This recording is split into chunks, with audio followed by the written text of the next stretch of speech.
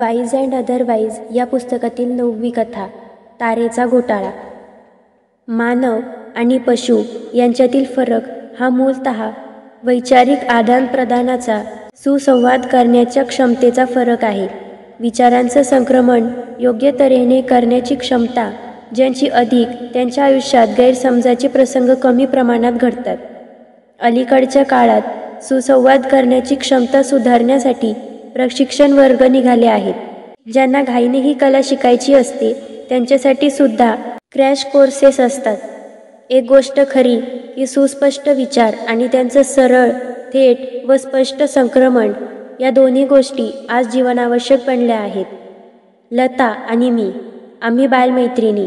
मोठ्या शहरापेक्षा लहान गावात मैत्री जास्त घट्ट, जास्त जवळची असते.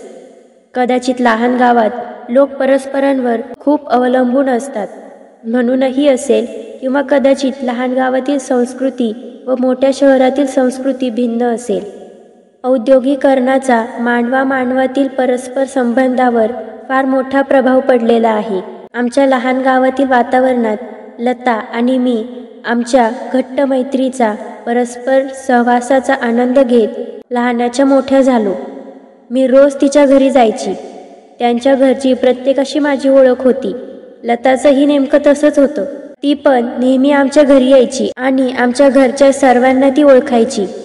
यथावकाश आम्ही दोघी पदवीधर झालो आणि मग आमचे मार्ग वेगळे झाले. एकमेकींचा निरोप घेताना आम्हाला फार दुःख झालं. मी पुण्याला नोकरी पत्कारली आणि गाव सोडलं. मी माझ्या करिअरमध्ये पूर्णपणे गुंतून गेले. मी कधी गावी गेले तरच लताची आणि माझी भेट होई. त्या काळी टेलिफोन ही श्रीमंतांची चैन होती. ही 25 वर्षांपूर्वीची गोष्ट आहे. तेव्हा गल्लोगल्ली STD बूथ नसत. कधीही काही महत्त्वाची गोष्ट कळवायची असली तर लोक तारेनं संदेश पाठवत. त्या काळी तार संस्कृती ही एक आगळीवेगळी संस्कृती होती. लहान गावात तर तार येणं हीच एक मोठी बातमी असे. पुष्कळदा तार येणं म्हणजे वाईट बातमी येणं असाच अर्थ असायचा. एक दिवस मला तार आली, ती दुष्ट बातमी घेऊनच. तारेत लिहिलं होतं, फादर एक्सपायर्ड, स्टार्ट इमिजिएटली. वडील वारले, तातडीने निघा. तार पाठवणाऱ्याचं नाव लता असं दिलं होतं. मला धक्का बसला. माझे सहकारी फार प्रेमळ होते. कुणीतरी ताबडतोब माझ्या रेल्वेच्या तिकिटाची व्यवस्था केली, तर दुसरं कोणीतरी माझ्या नावे रजेचा अर्ज लिहिला. मी नुसती मूकपणे रडत बसले होते. माझे वडील हे माझे नुसते वडीलच नाही, तर ते माझे मित्रही होते. आम्ही अनेकदा गोष्टी बोलायचो. गेल्याच आठवड्यात तर मी त्यांना भेटून आले होते. तेव्हा चांगली छान धडधाकट तब्येत होती त्यांची.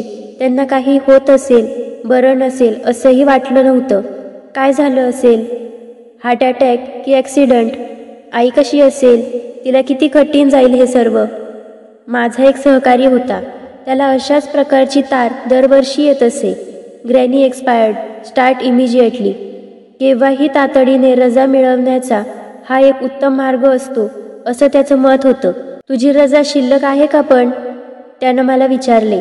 त्याला वाटलं माझी तारही त्याच्यासारखी रजा मिळवण्याची युक्ती आहे. त्याचं बोलणं ऐकून मला फार वाईट वाटलं. रागही आला. नंतर रेल्वेत बसून गावापर्यंत जाण्याचा प्रवास हा एक दुःखदायक अनुभव होता. माझ्या बालपणात, माझ्या कॉलेज जीवनात माझे वडील हे एक अविभाज्य घटक होते. सुरुवातीला तेच माझे आदर्श होते, पण पुढे मी जशी मोठी झाले, जग पाहिलं तसे ते माझे मित्र बनले. आता आपलं बालपण कायमचं हरवलं अशी जाणीव मला तेव्हा झाली. आपण एकत्र प्रवास करायचा, आवडती पुस्तकं वाचायची, वेगवेगळ्या विषयांवर चर्चा करायची अशी कितीतरी स्वप्न मी आणि माझ्या वडिलांनी एकत्र बसून रंगवली होती. आणि ही सारी स्वप्न धुळीला मिळाली होती. मला पुढील आयुष्य तर घालवायचंच होतं, पण त्या आयुष्यात माझे वडील असते तर ते आयुष्य कितीतरी आनंदाचं, सुखसमाधानाचं घालवता आलं असतं. मी गावी पोहोचले. मला इतकी चुलत भावंडं होती. त्यांपैकी कोणीतरी गाडीच्या वेळी मला आणायला स्टेशनवर आलं असेल अशी माझी अपेक्षा होती. आश्चर्याची गोष्ट अशी की आमच्या घरचं कोणीसुद्धा मला न्यायला आलं नव्हतं. मला दुःख झालं, पण सगळेच शोकाकुल अवस्थेत असणार अशी मी माझ्या मनाची समजूत घातली. शिवाय मी नेमकी याच गाडीनं येणार आहे हे तरी त्यांना कसं काय कळणार, असाही मी विचार केला. मग मी रिक्षा पकडली आणि घरी निघाले. घराजवळ पोहोचल्यावर माझ्या हृदयात धडधड सुरू झाली. तोच रस्ता, तेच घर, पण आज माझे प्रिय वडील तिथे नव्हते. मी रिक्षातून उतरले. घर इतकं शांत कसं काय, मला जरा नवल वाटलं. आता फारसे लोक असल्याचंही जाणवत नव्हतं. हे कसं काय? माझे वडील एक नावाजलेले डॉक्टर आणि प्रोफेसर होते. लोक त्यांच्या अंत्यदर्शनाला कसे काय आले नाहीत? मी आत शिरले. घराला रंगसफेदी चढवलेली होती. ते आंब्याच्या पानांच्या तोरणांनी व फुलांच्या माळांनी सुशोभित केलेलं होतं. जणू काही एखाद्या सण समारंभ असावा असं. काय करावं ते न सुचून मी एखाद्या खांबासारखी स्तब्ध उभी राहिली. एवढ्यात माझ्या वडिलांच्या खोलीतून आवाज आला. मी मागे वळून पाहिलं आणि माझ्या डोळ्यांवर विश्वास बसेना. माझे वडील प्रेमळपणे हसत तिथं उभे होते. मी स्वप्नात तर नाही ना, मला प्रश्न पडला. मला पाहून माझ्या वडिलांना फारच आनंद झालेला दिसत होता. ते म्हणाले, तू काहीही करून साखरपुड्याच्या कार्यक्रमाला येशील अशी आमची खात्रीच होती. शेवटी तुझी ती लाडकी चुलत बहीण आहे ना. तुम्ही कशाविषयी बोलताय? साखरपुड्याविषयी. लताचं लग्न ठरलंय. साखरपुडा आजच्या आज संध्याकाळी उरकून घ्यावा अशी मुलाकडच्यांची इच्छा आहे. मुलगा दिल्लीचा आहे. लग्न तर. मी त्यांना मध्येच थांबवलं. ती तार कुणी पाठवली? तुम्ही ते तसं का लिहिलं? तुम्ही माझ्याशी खोटं का बोललात? दुसरं तिसरं कोणी नाही तर तुम्ही खोटं बोलाल असं मला कधीच वाटलं नव्हतं. मी फार रागात होते.